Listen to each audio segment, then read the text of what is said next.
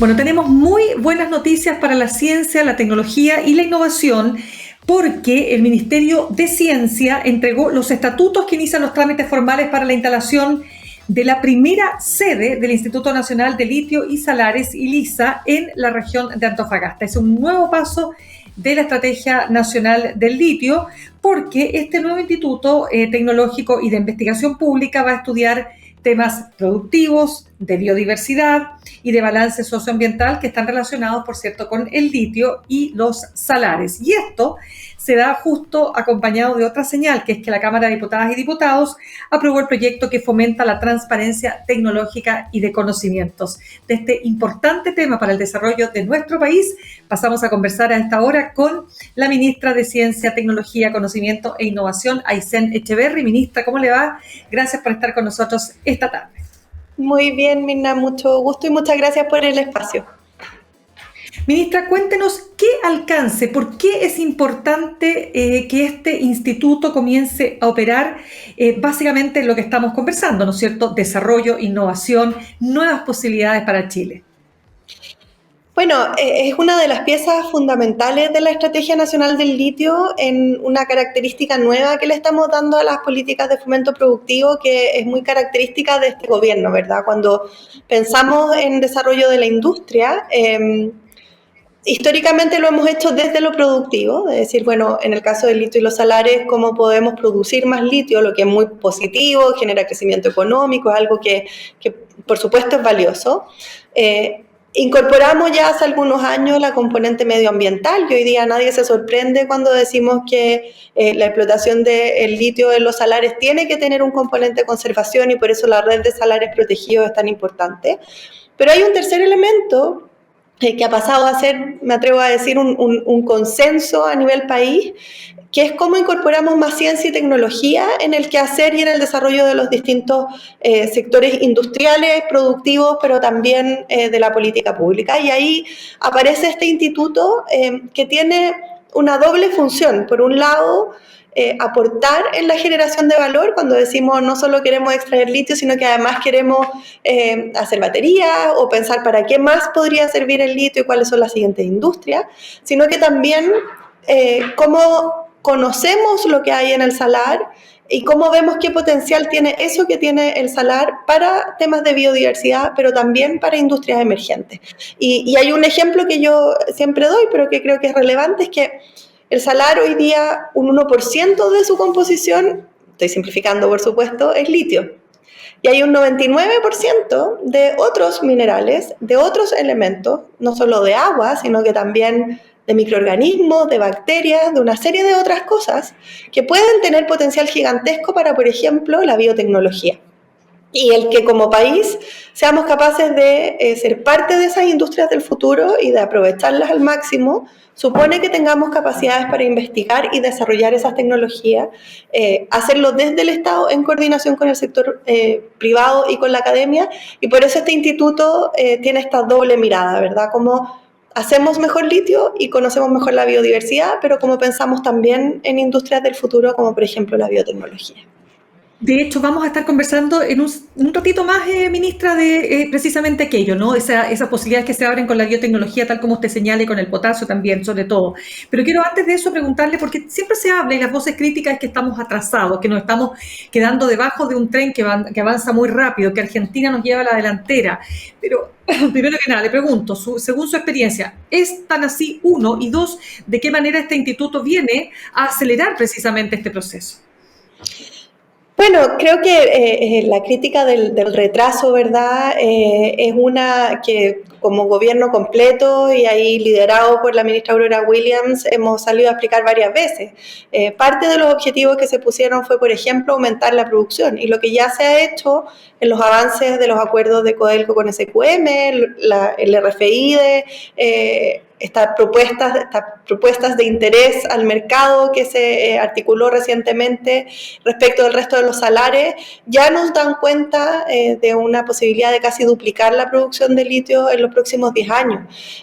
Y eso no es trivial, ¿verdad? Entendiendo que partimos de una base donde la producción hoy día ya es alta. Entonces, creo que es importante entender los tiempos y los procesos de industria tan complejas y grandes como esta, y cuando uno los comprende, cuando uno entiende que una faena minera no se construye en una semana, sino que requiere de procesos de inversión largos, y que cuando además nos ponemos el desafío de hacerlo siguiendo estándares que hoy día son internacionales en materia de medio ambiente, por ejemplo, esto toma un tiempo, tiempos que en el caso de nuestra estrategia yo me atrevería a decir han sido bastante acelerados. A poco más de un año ya tenemos muchos de los objetivos cumplidos.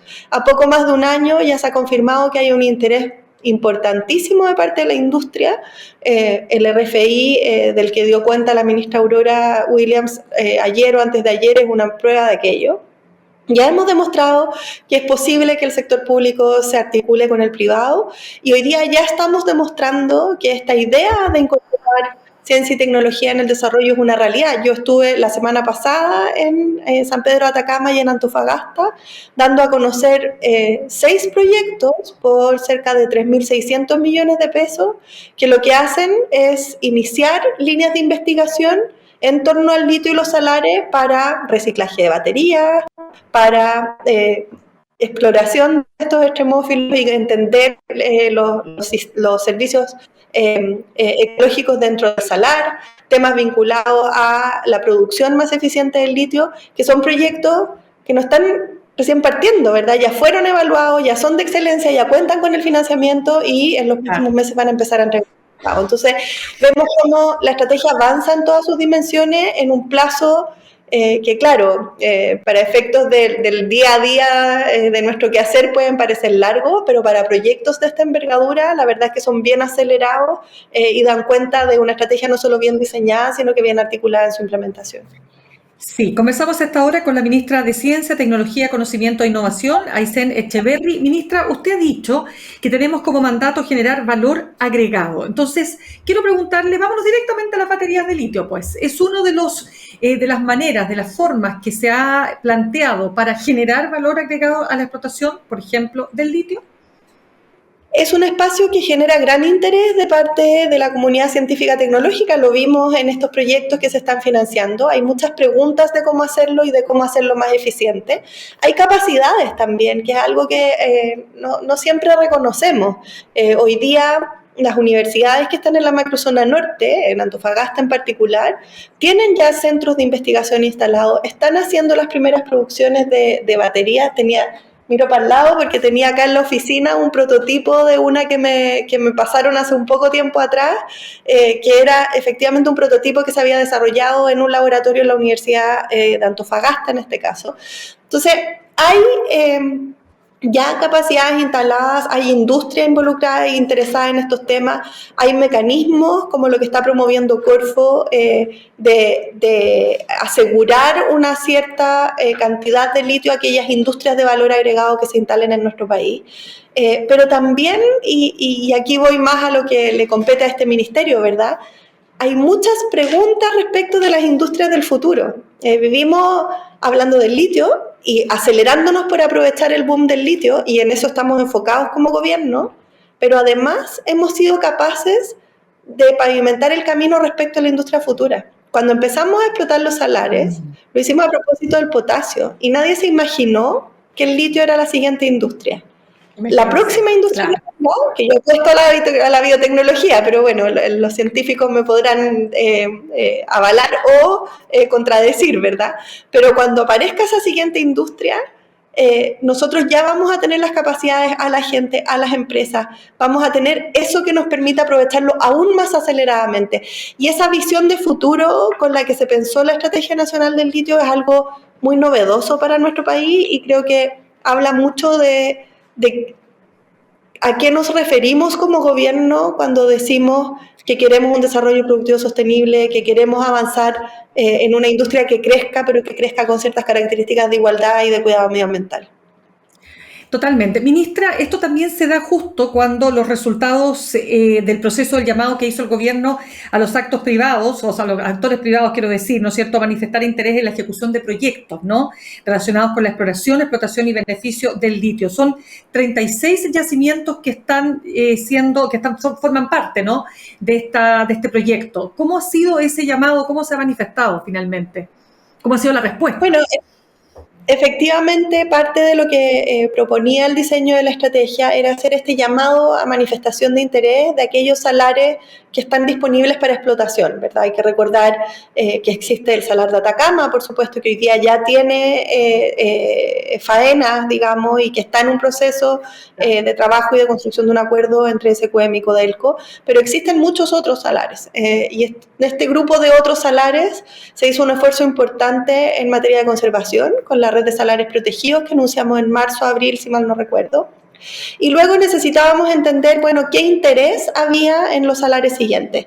Y esto porque no basta con que exista litio en el salar. Las concentraciones varían, el interés de producción varía, la viabilidad de producción varía, y eso es necesario conocerlo o articularlo con el conocimiento que tiene el propio Estado. Ahí Geomin, que es un instituto tecnológico de investigación público, ha hecho un buen trabajo, la SECHEN, tenemos bases de datos de temas medioambientales, pero también qué pasa con el sector privado y cómo está el sector privado pensando sus futuras inversiones. Y eso fue lo que se hizo con el RFI, que fue extremadamente exitoso. Tuvimos más del doble de los intereses que en algún minuto nos habíamos imaginado, de distintos países. O sea, tenemos desde Australia, de Estados Unidos, de China, de Francia, lo que habla de una industria internacional que está mirando con muy buenos ojos lo que está ocurriendo en Chile en materia de litio y de inversión. Y ahí vuelvo a la pregunta anterior, ¿verdad? Nos estamos moviendo muy rápido, muy lento. Bueno, es fácil decirlo desde el gobierno, vamos rápido y esto avanza bien, pero cuando tenemos este nivel de interés por parte de la industria y sobre todo de la industria internacional, creo que es una buena confirmación de que aquí se está dando la claridad al mercado que se requiere, se está avanzando de una manera que hace sentido para las inversiones futuras, y este RFI va a ser un tremendo insumo para la etapa que viene ahora, que es ya la licitación de los eólicos. Perdón, ministra, porque es una cosa técnica. ¿Qué es el RFI? El RFI es una sigla en inglés que es Request for Information, que es básicamente una pregunta que se hace abierta al mercado a decir quién tiene interés. O sea, si lo abriéramos mañana, ¿quién estaría disponible y bajo qué condiciones estaría disponible para invertir en nuestro país? Perfecto, súper importante la aclaración porque obviamente muchos que estamos escuchando este tema, claro, no sabemos exactamente qué implican ese tipo, por ejemplo, de sigla.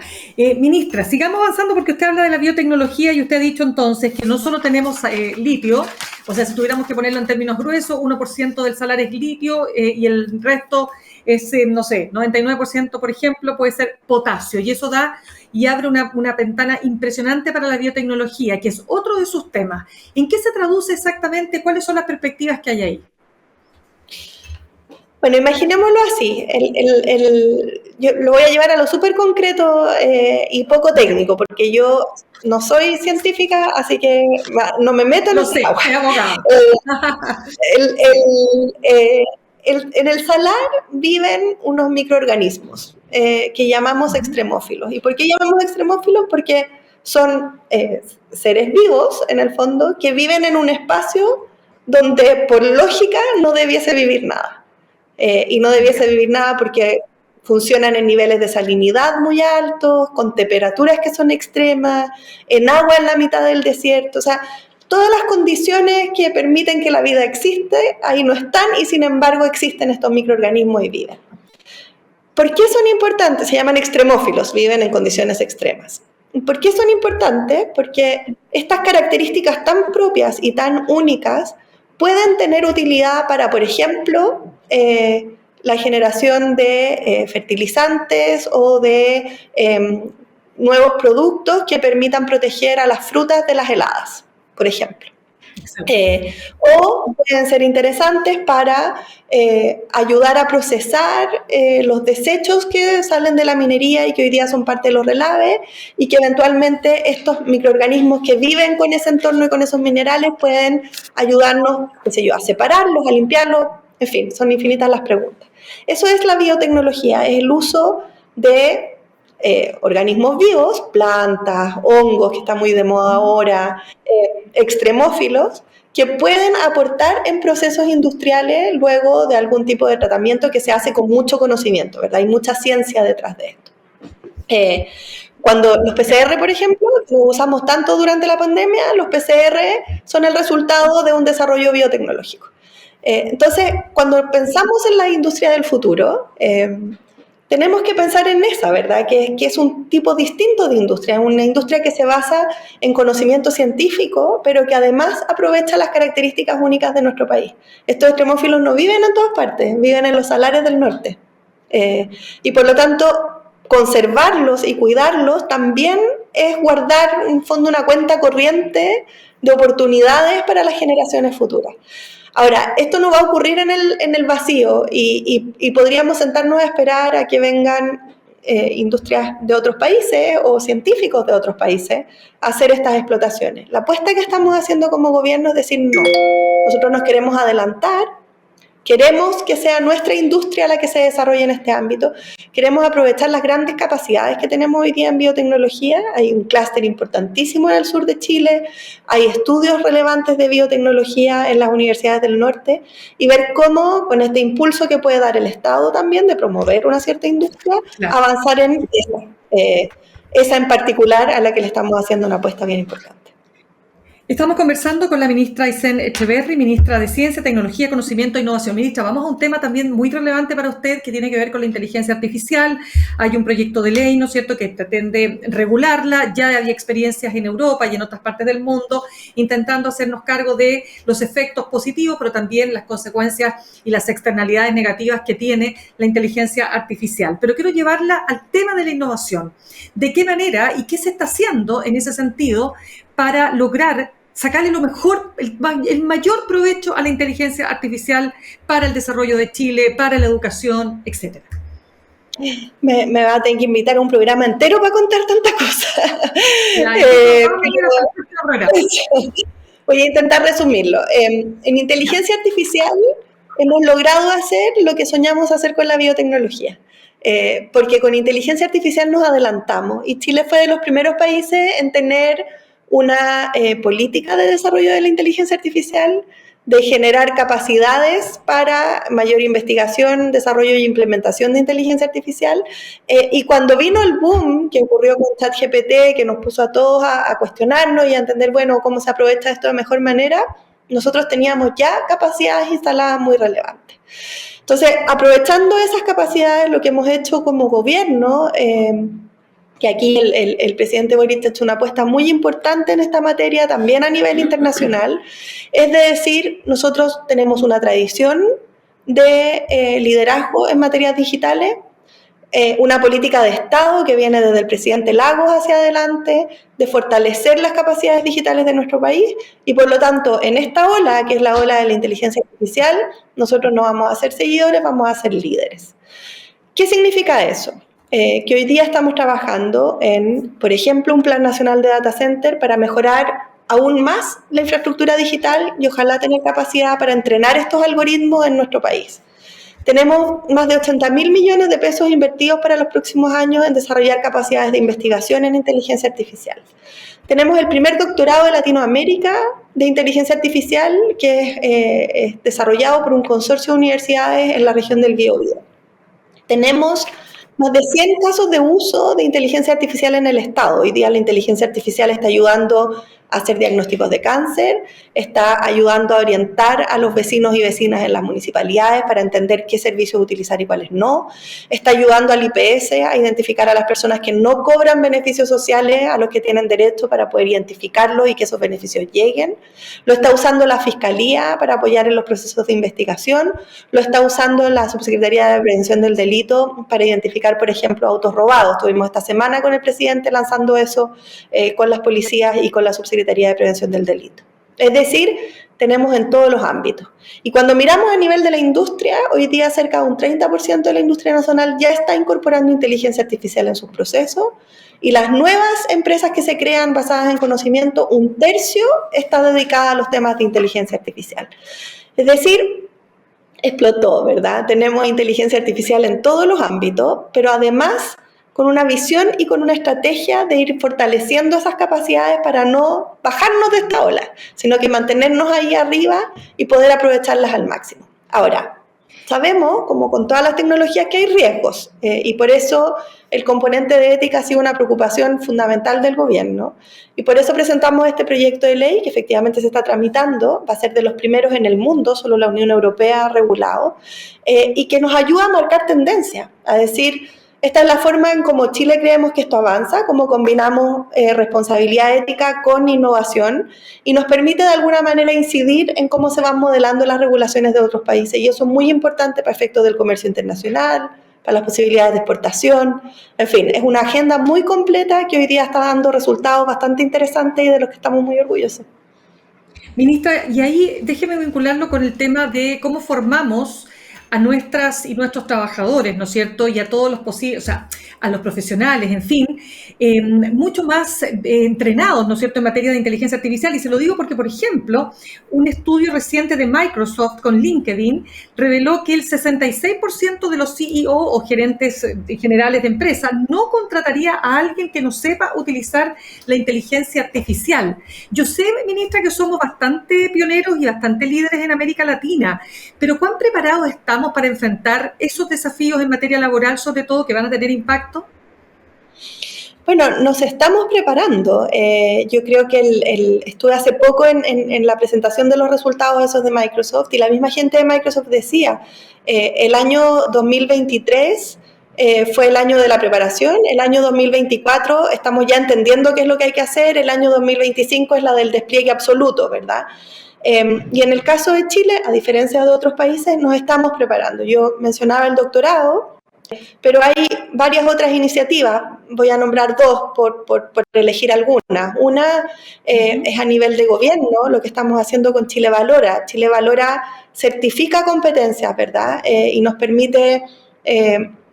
por ejemplo, capacitar a personas en materia de electricidad, incluso en oficios como la panadería, ¿verdad? Pero lo que hace es subir el estándar de conocimiento y estamos trabajando con Chile Valora para definir los primeros 5 perfiles de inteligencia artificial que nos van a permitir precisamente ayudar a las personas a entrenarse rápidamente, adquirir las primeras capacidades y estar en un corto plazo listos y dispuestos y útiles para el sector productivo y con altas tasas de empleabilidad, lo que es súper importante. Y ese es un proceso que ya está en curso, es un proceso reglado donde los perfiles se crean con participación de los trabajadores, los empleadores y el sector público. Las mesas ya están trabajando, dentro de 4 meses vamos a tener los primeros perfiles y eso al tiro entra en el circuito de capacitación desde talento digital y bueno, tantas otras iniciativas. Y a nivel de los tomadores de decisión, usted mencionaba las gerencias, Sí. el Centro Nacional de Inteligencia Artificial, el CENIA, que es un centro que se financia con fondos públicos y que hoy día lidera muchos de los temas vinculados a inteligencia artificial, está desarrollando y ya están terminando el curso, un curso que se llama Gerencia, con IA al final, donde precisamente entrenaron, si mal no recuerdo, a más de 100 directivos de empresas para incorporar de manera estratégica la inteligencia artificial en sus procesos y en sus tomas de decisiones. Y estos cursos se van a repetir en los próximos meses porque hay una demanda muy grande de nuestra industria de aprender más. Y así vamos sumando capacidades, ¿verdad? Desde investigación avanzada con el doctorado, formación o más bien certificación de competencias con Chile Valora, capacidades a nivel directivo con lo que está haciendo el CENIA. Hay mucho trabajo en esta materia en los institutos técnicos profesionales y así se van sumando capacidades. Yo creo que Chile tiene una historia y una tradición de generar capacidades en materias digitales que nos permiten movernos rápido y nos permiten avanzar y ser líderes. Y eso es lo que estamos cosechando hoy día con inteligencia artificial. Ya, pues, ministra de Ciencia, Tecnología, Conocimiento e Innovación, Aysén Echeverry, muchísimas gracias por traernos este importante tema, ¿no?, para el desarrollo, la innovación y el futuro del país. Muchas gracias a usted misma.